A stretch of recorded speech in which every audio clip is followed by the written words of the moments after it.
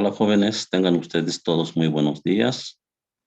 Vamos a dar inicio a la clase teórica, al primer tema de lo que es oftalmología. Con tal motivo, recordarles de que el conocimiento embriológico y anatómico en cualquier especialidad es muy importante.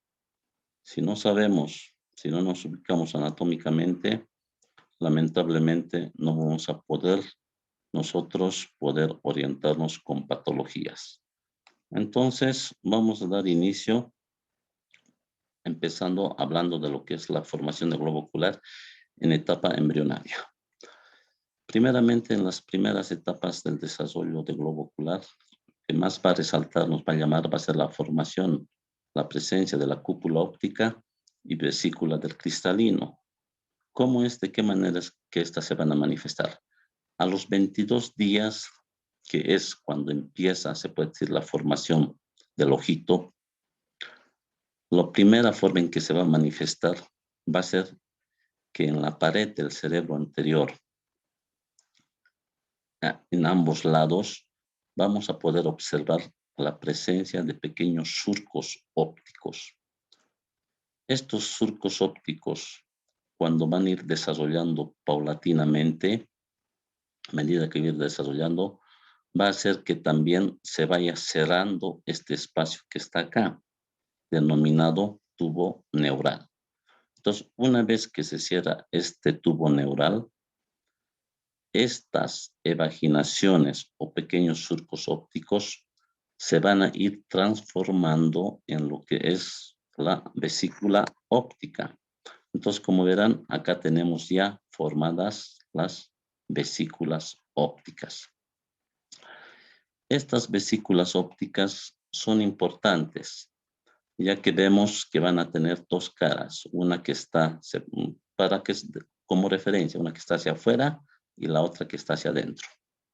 ¿Qué es lo que va a pasar con la cara que está hacia afuera? Recordemos que aquí tenemos lo que es el ectodermo superficial.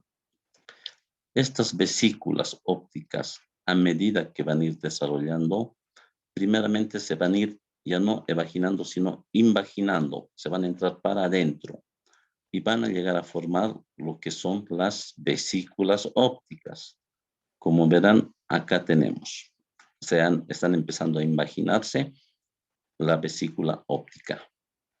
Entonces, esta parte de la invaginación va a entrar en contacto directo con el ectodermo superficial, donde vamos a poder advertir entonces la formación por primera vez de lo que va a ser la placoda del cristalino. Como verán, esta es la placoda del cristalino, que posteriormente, en etapa ulterior, como se denomina, va a llegar a ser lo que es ya el cristalino como tal. Acá tenemos una nota donde indica, ¿no?, que al final de la séptima semana, post formación de las vesículas ópticas, estas se ponen en contacto con el ectodermo superficial, lo cual ya hemos dicho, y van a formar fibras largas que van a inducir a la formación del cristalino. Entonces ya tenemos ahí una idea de dónde es que nace el cristalino. ¿Qué es lo que va a pasar con la otra parte interna, se puede decir, de esta vesícula óptica? Para orientarnos mejor nos vamos a ir a este dibujo, donde ya empezamos a hablar de las formaciones que van a darse a nivel de la retina, iris y cuerpo ciliar. Esa vesícula óptica, estamos hablando, vamos a irnos al dibujo, esta vesícula óptica, a medida que va a ir desarrollando, se va a llegar a convertir en lo que va a ser la cúpula óptica, ¿sí? Primero se llama vesícula óptica, más adelante ya toma el nombre de cúpula óptica. ¿Cómo es que la representamos esta cúpula óptica? Para darnos cuenta, acá tenemos, fíjense, esta es la cúpula óptica, que era antes la vesícula óptica. Acá hay una línea segmentada que está dividiendo la cúpula óptica del pedículo óptico. Después vamos a hablar de esta parte. Entonces, esta cúpula óptica va a presentar en etapa inicial, en la parte adentro inferior, una fisura coroidea. Como verán, aquí está el cursor marcando lo que es esta fisura coroidea. ¿Qué indica esta fisura coroidea? A medida que va a ir desarrollando esta fisura coroidea, se va a ir cerrando poco a poco. Y aquí en la parte de la boca de la cúpula, que llegaría a ser esta área, va a quedar una fisura, la cual posteriormente va a llegar a ser lo que es la pupila. Estamos hablando de esta área. Continuamos. Recordemos que más adelante ya se formó la placoda del cristalino. Ahora, para un mejor entendimiento, esta cúpula óptica vamos a dividirla en 5 partes. Hagamos de cuenta que esta es la primera parte, segunda, tercera, cuarta, quinta, hasta donde está la línea segmentada. Entonces, ¿qué es lo que va a pasar en la formación de las otras estructuras anatómicas? Acá tenemos, a ver, aquí tenemos ya. ¿Qué dice? La cúpula óptica tiene 2 capas, una externa, capa pigmentaria, y la interna, que va a ser la capa neural. En la quinta parte anterior, les he dividido, ¿no? Entonces, en la primera parte, quinta parte anterior de la capa interna, llamada porción ciega de la retina, se divide esta en 2, en la porción iridea de la retina, donde se va a formar la capa interna del iris, ¿sí? Y la porción ciliar de la retina, que va a participar en la formación de lo que es el cuerpo ciliar. Recordemos que el cuerpo ciliar, el iris, el cuerpo ciliar y la coroides llegan a formar más adelante lo que va a ser la capa vascular. Entonces, acá tenemos un esquema, unos dibujos donde dice el desarrollo del iris y del cuerpo ciliar. Entonces, vemos que en el borde de la cúpula óptica está cubierto de mesénquima, en el cual se van a desarrollar el esfínter de la pupila, el músculo dilatador de la pupila, a partir del ectodermo suprayacente. Entonces ya aquí vamos viendo el esfínter de la pupila, el dilatador de la pupila, los músculos ciliares, posteriormente los procesos ciliares. Entonces ya vamos viendo las primeras partes de lo que es segmento anterior en su formación. ¿Qué va a pasar con la otra 4/5 partes posteriores? En estas 4/5 partes posteriores se va a empezar ya la formación de una de las principales capas de la retina, que es la capa fotorreceptora. Esta capa fotorreceptora va a estar representada por la presencia de conos y bastones. Posteriormente a esta capa fotorreceptora se va a adherir lo que va a ser la formación de otras capas. Estamos hablando de la capa nuclear interna, de la capa nuclear externa, de la capa de células ganglionares. Entonces estamos hablando de esta parte de la cúpula, pero de las 4 partes, de las 4/5 partes posteriores. Hemos hablado de que la parte, la primera parte de las 5 es de donde se van a formar el iris, el cuerpo ciliar, pero hacia atrás de la parte neural o de la pared interna ya va a empezar la formación de las siguientes capas. Acá tenemos las primeras capas de lo que va a ser posteriormente la retina. Estamos hablando de la capa de conos y bastones, la capa fotorreceptora, la capa nuclear externa, la capa nuclear interna, la capa de células ganglionares y las fibras del nervio óptico. Entonces, ya más adelante, cuando hablamos de anatomía, vamos a repasar estas capas. Luego, esto sigue avanzando. ¿Qué es lo que vamos a tener en la 5ª semana? Estamos hablando ya de la presencia de la coroides, la esclerótica y la córnea. El ojo indica que se rodea de mesénquima y la interna forma una capa pigmentada muy vascularizada llamada coroides. Entonces, ahí recordemos que la coroides es la capa que va a continuar a la retina, ¿sí? Luego la capa externa se va a convertir en lo que va a ser la esclerótica. La esclera ya es un tejido fibroso que posteriormente va a ser unión con la córnea, la cual va a ser el tejido fibroso que va a estar recubriendo a todo lo que es el globo ocular. Las capas mesenquimáticas suprayacentes, dice, de la cara anterior del ojo, es distinta. Por vacuolización se va a formar la cámara anterior. Entonces, la membrana iridopupilar y la sustancia propia de la córnea. Entonces, como verán, hay otras partes ya del tejido fibroso de estructuras anatómicas que se encuentran en el segmento anterior que se van a ir formando. Posteriormente, ¿qué va a pasar yéndonos hacia la parte interna, de la pared interna, de la capa interna? Vamos a ver la formación también del cuerpo vítreo, ¿ya? Los espacios intersticiales de la cúpula óptica son ocupados por una sustancia gelatinosa.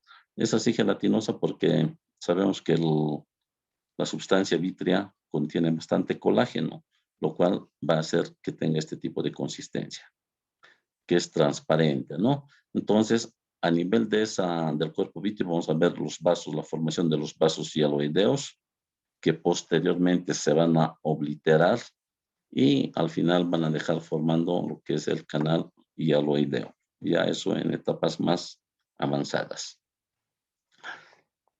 Entonces, como verán, acá ya tenemos más o menos lo que es un ojito en etapa de formación. Podemos ver claramente el ectodermo superficial, el epitelio anterior del cristalino, ya se nota la formación del cristalino.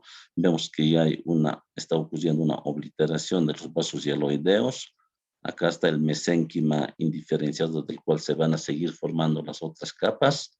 Y lo que les había dicho, la capa pigmentaria de la retina, la capa de fibras nerviosas, ¿ya? El espacio intrarretiniano. Posteriormente ya va a estar formándose la coroides y la esclera, como ya habíamos indicado. ¿Qué es lo que va a pasar ahora detrás de la cúpula? Para que se den cuenta, reiteramos el dibujito. Voy a volver acá a este dibujo. Habíamos dicho que esta es la cúpula óptica de donde todo esto, hasta la línea segmentada, que es donde se están formándose todo lo que acabamos de mencionar. Con esta parte posterior, se puede decir, que se llama pedículo óptico, ¿qué es lo que pasa? Y tomemos atención también en la fisura coroidea. Entonces volvemos y ahí ya vamos a ver lo que es la formación del nervio óptico. ¿Cómo es que se forma el nervio óptico? Indica, la cúpula óptica está situada en el cerebro por el pedículo óptico, que tiene en la superficie ventral un surco, la fisura coroidea, que les acabo de mostrar. En este surco, o sea, en esa fisura coroidea, van a estar los vasos hialoideos, las fibras nerviosas de la retina.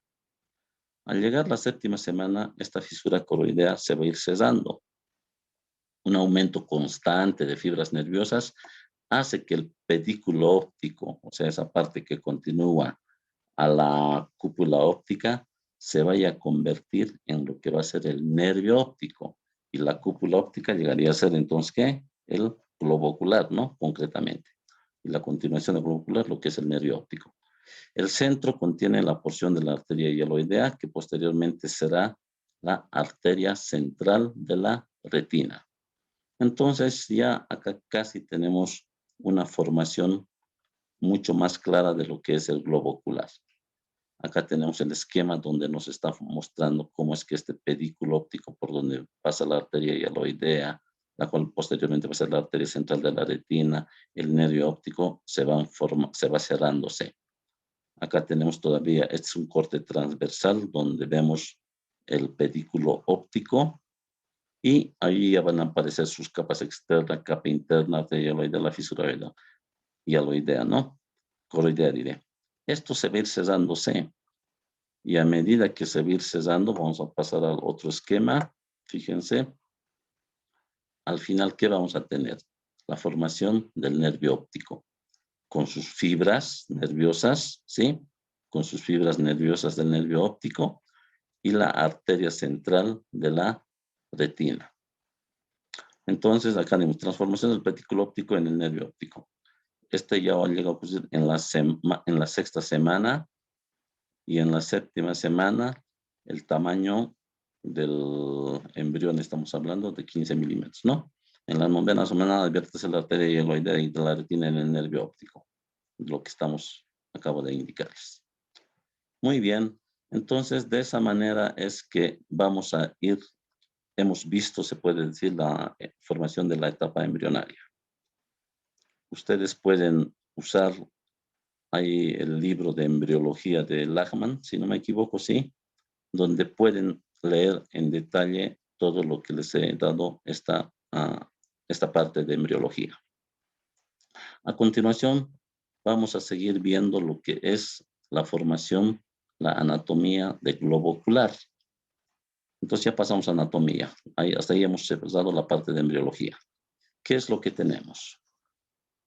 Para empezar, tenemos aquí un esquema de globo ocular donde vamos a poder ver sus diferentes estructuras anatómicas. Empezar diciendo que el globo ocular tiene un eje antero-posterior de aproximadamente 24 milímetros, ¿sí? Tiene un peso de 7 gramos aproximadamente, de 7,5, y un volumen, o sea, un contenido, se puede decir así, de 7 ml. Eso es lo que es el globo ocular. Ahora vamos a ir viendo cada una de las partes. En principio, acá tenemos lo que es la córnea, está aquí claramente indicando.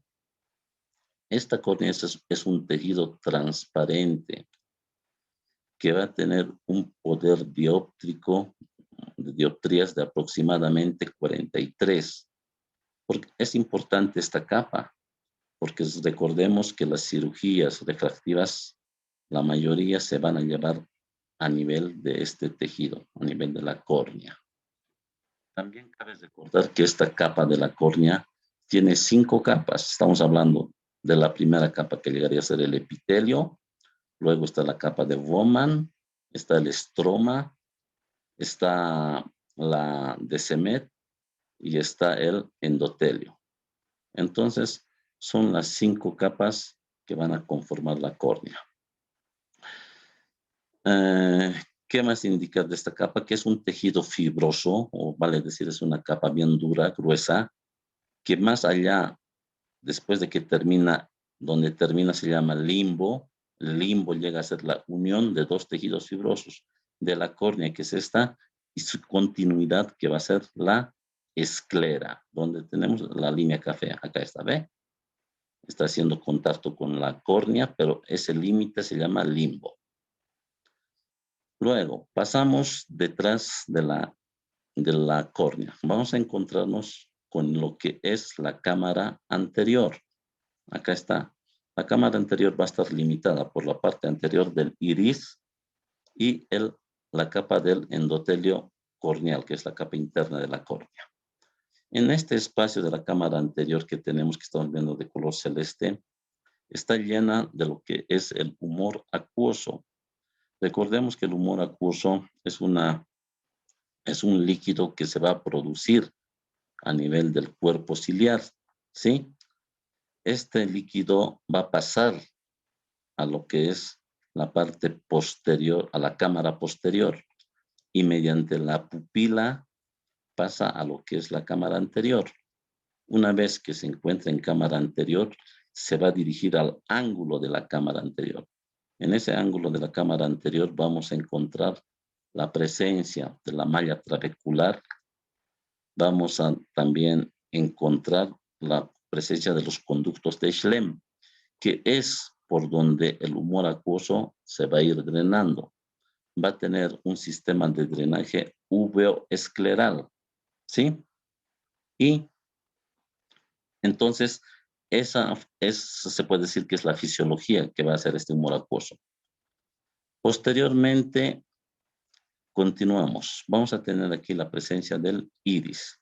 Recordemos que el iris es el que da el color de ojo a las personas, ¿no? Muchos tienen ojos cafés, ojos verdes, ojos celestes. Entonces, gracias a esa pigmentación que lleva este tejido es que se determina el color de los ojitos. Este es importante, el iris. Recordemos que el iris va a ser una estructura anatómica que va a estar en relación con la pupila, ya se puede decir así, que va a ayudar a regular, gracias a los músculos que tiene el iris, la entrada de luz hacia la retina. Recordemos de que el iris tiene 2 músculos.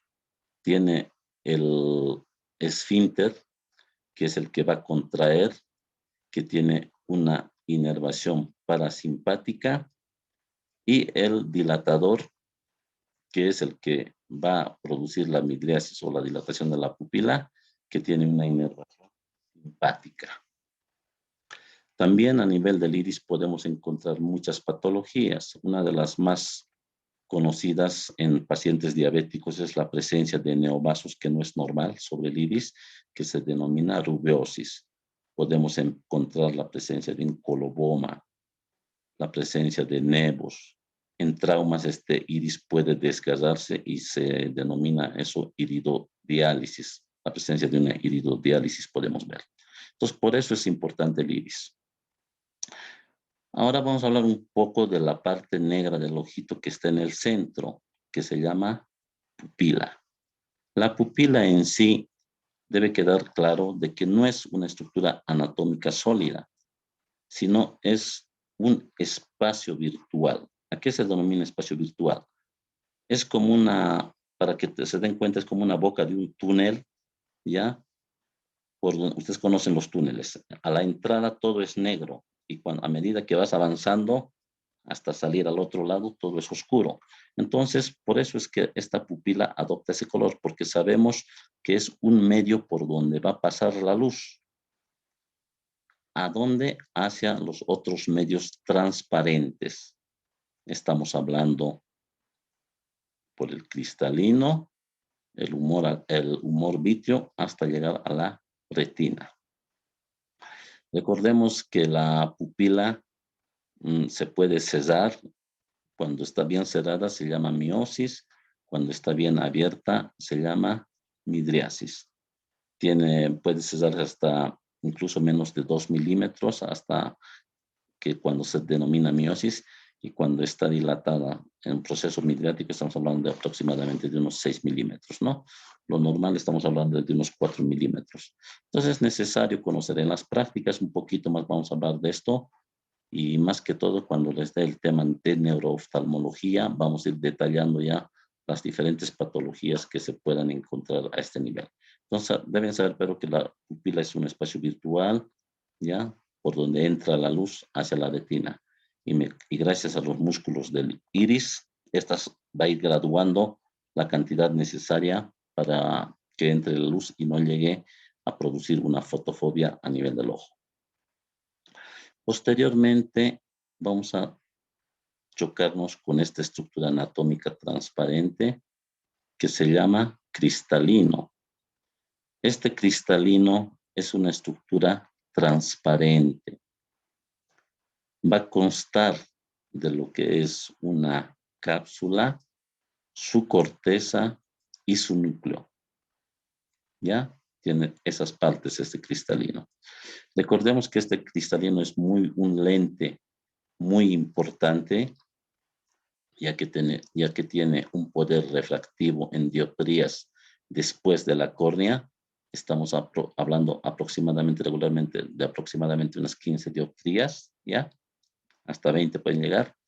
Y que este cristalino va a ser el que nos va a ayudar a nosotros a acomodar los objetos. O sea, en su fisiología, su función principal del cristalino es acomodar los objetos que estamos viendo. Gracias a este proceso de acomodación es que nosotros podemos leer tanto de cerca como también ver a lo lejos. Pero ¿qué pasa cuando a medida que va progresando, van pasando los años, este cristalino va perdiendo esa capacidad de acomodar? Entonces, a esa pérdida de capacidad de acomodación del cristalino se denomina presbicia. Va a tener esa facilidad de contraerse, se puede decir, y dilatarse, va a decir, de acomodar, gracias a estos ligamentos que están saliendo del cuerpo ciliar, denominados ligamentos de Zinn. ¿Sí? Entonces, gracias a estos ligamentos de Zinn es que nosotros, o ligamentos sonulares también se llaman en nuestros libros, es que va a tener esa capacidad de acomodar el cristalino. Pasamos. En muchos libros se habla de la tercera cámara, vale decir, de todo este espacio grande que estábamos viendo, que llegaría a ser la cámara vítrea. Ya hemos dicho, esta va a estar en su contenido, va a tener lo que es el cuerpo vítreo, que es una sustancia transparente, ¿sí? Avascular. En casos patológicos, esta puede llenarse de sangre por la ruptura de los vasos retinianos, ¿ya? Puede haber un desprendimiento vítreo y otras patologías que más adelante se lo voy a ir mencionando. Luego, en la parte posterior de lo que es el globo ocular, esta capa, vamos a encontrar una de las primeras capas importantes que llegaría a ser la capa interna. Esta llega a ser la retina. Como verán, esta retina va a estar por delante en relación con el cuerpo vítreo y por detrás con la otra capa vascularizada denominada coroides. Recordemos que esta capa, la coroides, el cuerpo ciliar y el iris llegan a formar lo que se denomina el tracto uveal o la capa vascular. Muy bien, sabemos que la retina es muy importante ya que a nivel de esta capa se van a encontrar muchas células importantes, las cuales nos va a ayudar a diferenciar, a ver los objetos, dependiendo dónde se acomoden, si está por delante, por detrás de la retina, puede haber diferentes variaciones denominadas ametropías, ¿no? Entonces, lo que sí vale recordar es que de esta capa, es que esta capa es compleja y tiene 10 capas, ¿ya? Entonces, entre esas 10 capas estamos hablando generalmente de la primera capa, que es la capa pigmentaria. Luego vamos a tener lo que es la capa nuclear externa, la capa plexiforme externa, la limitante externa. Luego viene la nuclear interna, la limitante interna, la capa de células ganglionares, la capa limitante interna, plexiforme interna y la capa de fibras nerviosas. Entonces son 10 capas que ustedes lo pueden revisar en cualquier libro más detalladamente. No nos olvidemos de que una de las principales capas acá es la capa fotorreceptora, donde se va a encontrar la presencia de los conos y bastones. Recordemos que los conos son aquellos que se van a concentrar más que todo a nivel de la mácula. En esta área tenemos la mácula, que nos va a ayudar a determinar el grado de agudeza visual que tenemos. En el centro, recordemos que está la fobia, y en el centro de la fobia, lo que es el clivus, que se va a representar el examen mediante la oftalmoscopía con un reflejo puntiforme denominado reflejo fobiolar. También no nos olvidemos que en esta capa de la retina vamos a encontrar los vasos, la arteria central de la retina, la vena central de la retina con sus diferentes ramas nasales temporales, superiores e inferiores. Perfecto. Entonces, detrás de la retina ya les había dicho que tenemos una capa que es continuación del cuerpo ciliar, que es la coroides. Esta coroides es vascularizada y va a ayudar, se puede decir, a irrigar, a mantener viva a la parte posterior de la retina. Y detrás de la coroides ya vamos a encontrar a ese tejido fibroso, reitero, grueso, de color blanco, que se llama esclera. Entonces la parte blanca del ojo se denomina esclera y es este tejido que estoy con el cursor marcando, la parte importante que va a continuar con la córnea, que van a formar la capa fibrosa del globo ocular. Posteriormente a esta capa, al lado de la mácula, vamos a encontrar lo que es la papila. La papila óptica llega a ser la cabeza del nervio óptico. Aquí está con el nombre de punto ciego. Y su prolongación de esta va a llegar a ser lo que va a ser el nervio óptico. Muy bien, entonces hasta acá hemos dado se puede decir un breve conocimiento de lo que es el globo ocular. Ahora vamos a hablar un poquito de los anexos. Recordemos que cuando hablamos de oftalmología no solamente nos dedicamos a ver el ojito, la bola del ojo como tal. Recordemos que tenemos anexos. ¿De qué anexos estamos hablando? Aquí vamos a ver en este esquema, tenemos primeramente las cejas. En las prácticas se les va a enseñar a describir, a realizar un examen más detallado de cada una de estas partes de lo que son los anexos, porque patologías podemos encontrar a todo nivel, a nivel de anexos, a nivel de segmento anterior, a nivel de segmento posterior. Por eso es que en oftalmología ya existen muchas subespecialidades que se van a dedicar solamente a uno de estos segmentos. Entonces, sabemos que aquí están las cejas, que una de las principales funciones es de evitar que el sudor caiga directamente al ojo. Tiene una cabeza, un cuello y una cola, sí, sus porciones, cabeza, cuerpo y cola. A eso hace que estas cejas deben estar distribuidas en forma uniforme. La ausencia de esta se llama alopecia. También tenemos las pestañas que estamos viendo acá. Fíjense, son parte de los anexos del globo ocular. Igualmente debemos fijarnos cómo están implantadas estas pestañas. En norma deben estar hacia afuera, dobladas, pero en patologías podemos encontrar la triquiasis, la distriquiasis, madarosis, poliosis, que a su determinado tiempo se les va a explicar qué es cada una de estas patologías. También tenemos la presencia de los párpados superior, el párpado inferior, que también son parte de los anexos. Debemos saber explorar esas partes, ver patologías que puedan existir a ese nivel. ¿Sí? Posteriormente, vamos a encontrar la presencia de la glándula lagrimal. La glándula lagrimal, jóvenes, muchos confunden cuando se les pregunta dónde queda situada, indican que está en el canto interno. No es así.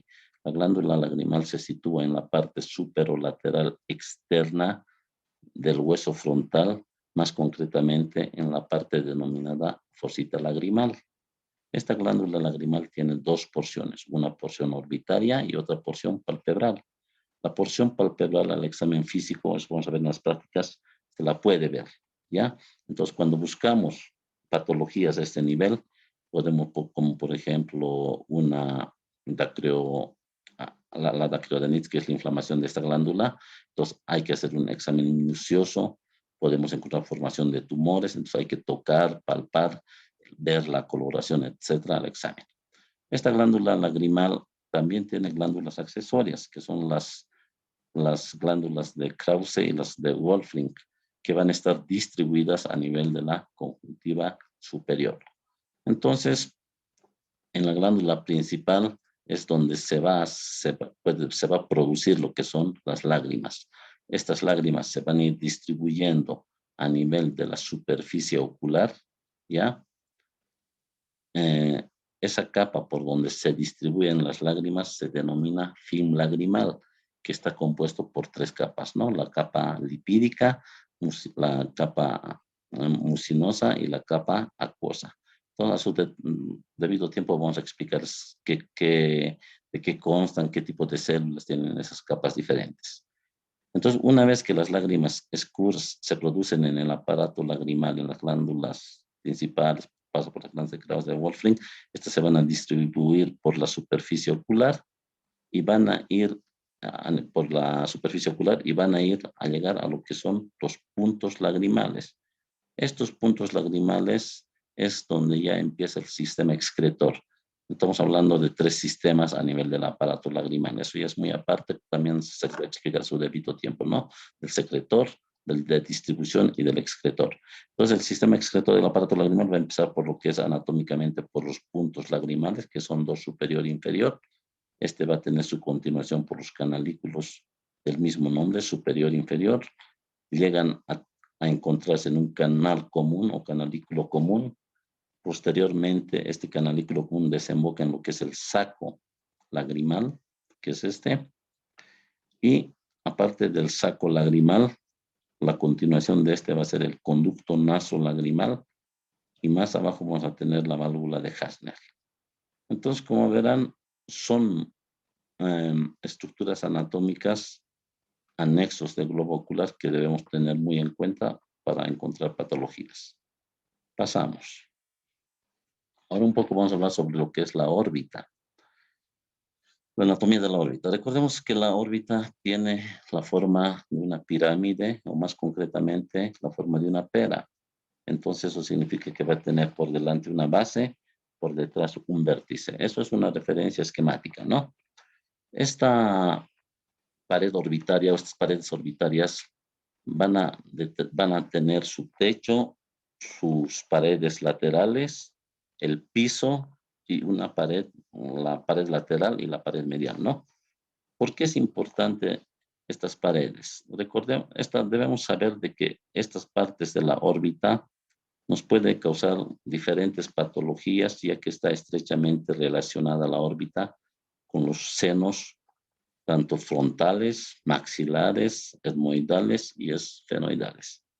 Entonces sabemos que a nivel de esos senos podemos encontrar diferentes tipos de infecciones denominadas sinusitis. Entonces estas pueden llegar a afectar se pueden manifestar a nivel de la órbita con complicaciones. Un ejemplo claro es la celulitis orbitarias, que más adelante vamos a hablar. Entonces, brevemente repasamos su formación de los huesos. El techo va a estar formado por el hueso frontal, el ala menor del esfenoides. La lateral por el cigomático, ala mayor del esfenoides. El piso por el cigomático, el maxilar y el palatino. Y la pared medial, el maxilar, lagrimal, etmoides y esfenoides. Recordemos que entre estos huesos, ya hablando un poco de clínica, este hueso maxilar es el que tiende a fracturarse a nivel de lo que es la órbita, donde se producen las fracturas del piso de la órbita por la fractura de la superficie del maxilar superior.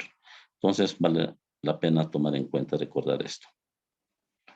Acá tenemos un esquema donde nos está mostrando es el ojo derecho, donde nos está mostrando parte de los huesos que acabamos de mencionar, ¿no? Aquí, por ejemplo, tenemos el ala menor del esfenoides, por donde está pasando el agujero óptico.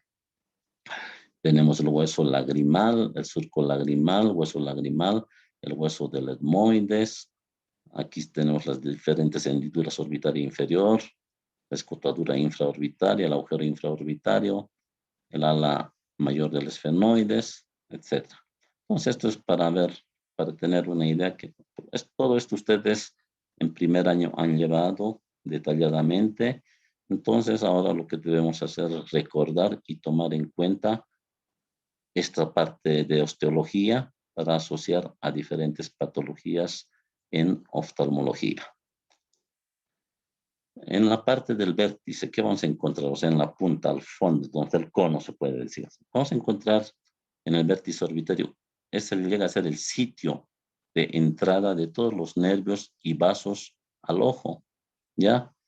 Y el lugar de origen de todos los músculos, excepto el oblicuo inferior, porque el oblicuo inferior se va a llegar a insertar detrás de la fosita, perdón, del saco lagrimal, en la parte inferior lateral de lo que va a ser la órbita. Luego tenemos aquí la fisura orbitaria superior. Esta fisura orbitaria superior es importante conocerla, ya que por ahí están pasando la vena oftálmica superior y los nervios lagrimal, frontal y troclear, que son muy importantes para diferentes patologías que vamos a encontrar y en su debido momento se les va a explicar. Acá tenemos el vértice orbitario, ¿ya? El vértice derecho, y vamos a ir recordando todo lo que acabamos de mencionar.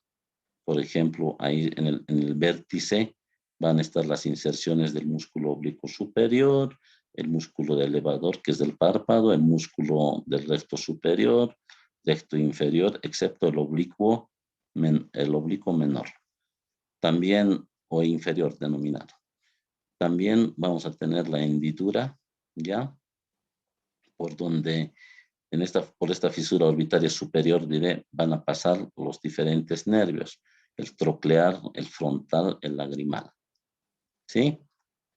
Luego, a nivel del ala menor del esfenoides, vamos a encontrar lo que es el agujero óptico. Por este agujero óptico está pasando la arteria central de la retina, o la arteria oftálmica, y el nervio óptico. Eso queda situado, ¿dónde está el cursor? Acá. en el ala menor del esfenoides, ¿sí? Entonces, de esta manera estamos conociendo un poco lo que es la entrada, la puerta principal, se puede decir, en relación a lo que es netamente globo ocular y para atrás. Anatomía de órbita. Vamos a continuar algo viendo. ¿Qué dice? Las divisiones superior e inferior del nervio oculomotor y los nervios abductor nasociliar pasan a través de la porción medial. El nervio óptico y la arteria oftálmica, eso ya hemos explicado, que pasan a través del conducto óptico que se halla en el ala menor del esfenoides, que también se sitúa dentro del anillo de Sim, ¿no? Entonces, eso ustedes deben recordar para tomar en cuenta de qué estamos hablando, de esta zona del vértice, ¿no? Acá está el anillo de Sim, ¿sí? Entonces, estamos hablando de toda esa zona. Continuamos.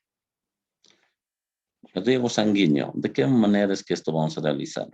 La principal irrigación a este nivel se va a dar por la arteria oftálmica, ¿ya? Es la primera rama de la arteria carótida interna, pasa a través del conducto óptico que hemos dicho ya, al interior de la órbita, ingresa y posteriormente, recordemos que de esa rama de lo que es de la carótida interna, posteriormente va a ir saliendo ya hacia el globo ocular en forma intraocular, se va a manifestar lo que va a ser la arteria central de la retina. También vamos a ver otras arterias que se incluyen como ramas, que estamos hablando de la lagrimal, de las arterias ciliares, cortas, largas, que van a aportar sangre a lo que va a ser la parte de la coroides y el cuerpo ciliar, la parte posterior y anterior de lo que es el globo ocular.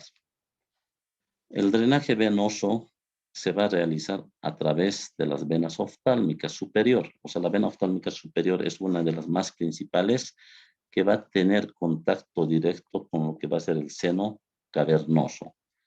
También tenemos otras venas ciliares anteriores, la vena central de la retina, que van a ser o conformar lo que va a ser el sistema de drenaje venoso. La vena oftálmica inferior puede pasar a través de cualquier parte de la fisura que se encuentra en el vértice de la órbita. ¿Qué es importante? Para empezar, recordemos las venas que estamos nombrando, ¿no? El sistema de drenaje. Aquí tenemos la vena oftálmica superior. Como verán, estas venas, la vena oftálmica superior, les mostraré mejor el otro cuadro donde está mejor detallado. Acá tenemos, habíamos dicho que la vena oftálmica superior es la principal que va a ir a desembocar a lo que va a ser el seno cavernoso. Acá tenemos el seno cavernoso. Este número 2 es la vena oftálmica superior. Como verán, va a desembocar a nivel del seno cavernoso. Esta vena oftálmica superior, si hacemos un seguimiento de sus ramas, se va a llegar a unir con la vena frontal nasal, que llegaría a ser la número 4, luego la vena angular, que es el número 5, ¿ya? Y posteriormente tenemos ahí abajo la vena maxilar, o sea, el seno maxilar, que llegaría a ser el número 6, acá se encuentra el seno maxilar.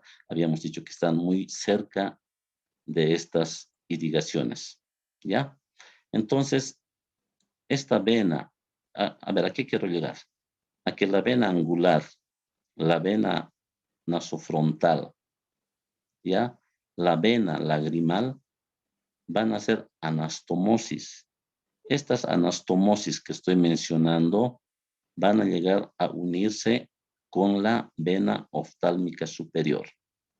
Ahora también hay otras venas, ya otras ramas a nivel de la órbita, que van a hacer su desembocadura, se puede decir así, a nivel del plexo pterigoideo. Acá tenemos el número 8, es el plexo pterigoideo, que es donde van a desembocar también otras ramas. En este caso podríamos hablar de la vena oftálmica inferior, ¿sí? Entonces vale la pena conocer este drenaje venoso. ¿Por qué? Porque como aquí, por ejemplo, tenemos la vena angular. La vena angular casi está a la superficie, está en la superficie, ¿ya? La vena nasofrontal también casi está en la superficie. ¿Eso qué significa? Que por tener estas ramas que están conectadas a la vena oftálmica superior, a nivel de la superficie ocular pueden haber infecciones diferentes. Estamos hablando de una dactiocistitis aguda, de un orzuelo agudo, de traumas oculares que son a nivel de piel, estamos hablando, que pueden llegar a infectarse y esa infección va a pasar a estas venas, ya a las venas que hemos mencionado. Y al pasar a estas venas, van a hacer conexión con la vena oftálmica superior. Esta vena oftálmica superior llega al seno cavernoso y detrás del seno cavernoso, ¿qué tenemos? Las meninges. Entonces, una infección hasta ese nivel, una meningitis y chao, paciente. Antes, cuando no habían antibióticos de última generación, la casuística de muerte, se puede decir, por este tipo de infecciones era mucho más alta. Ahora ya con diferentes antibióticos, todo eso se puede prevenir, pero no hay que llegar a esos extremos. Recordemos que hay complicaciones de una trombosis de seno cavernoso, ya es entre la vida y muerte, se debate el paciente, ¿no? Fácilmente se puede ir al otro mundo si se acopla encima una infección de las meninges. Entonces, hay que tomar en cuenta esta anatomía, por favor.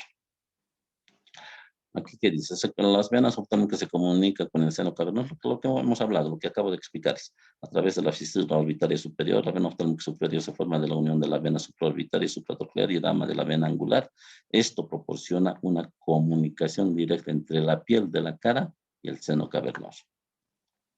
Bueno, jóvenes, hasta acá se ha dado la primera clase teórica. Entonces, todas sus dudas que tengan, recordemos que 11 en punto ingresamos, por favor, a las preguntas y respuestas por Google Meet, como habíamos hablado. Ahí ya vamos a determinar de qué forma es que vamos a llevar la próxima clase. Ok, que tengan buen día y muchas gracias. Hasta luego, jóvenes. Gracias.